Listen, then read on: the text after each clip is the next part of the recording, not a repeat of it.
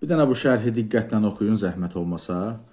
Bu kimdirsə çox ədəbdən, ərkandan məhrum bir adamdır. Qonaqpərvərlikdən də heç anlayışı yoxdur. Günorta belə bir video paylaşmışdım ki, Lerikdə kirayə evlərin qiyməti kifayət qədər yüksəkdir, bahadır və böyük ehtimalla bu evlərin əksəriyyəti yerli sakinlərin deyil. Çünki aylığı 3000-in üzərindədir, hələ may ayında.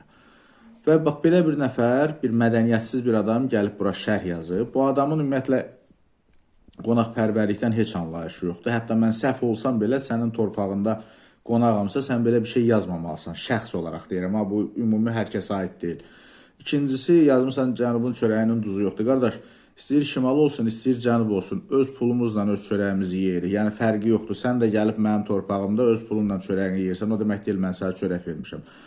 Amma indiki halda, mən bu regionda olduğum halda sənin bu şərhi yazmağın sənin əslində kim olduğunu göstərir və sənin kimi düşünənlərin hamısının.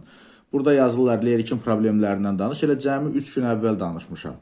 Məsələn, 162 kəndin 101-də qaz yoxdur. Bax, bu kimi problemlər də var. Amma bir daha deyirəm, belə düşünən, belə düşüncə sahibləri, ümumiyyətlə, mənim nə dediyimi anlamadan şərh yazan adamlar. Yəni, sizin hamınız mənim üçün sadəcə bir məxluqatsınız da. Yəni, sizin insanlıqdan ümumiyyətlə xəbəriniz yoxdur.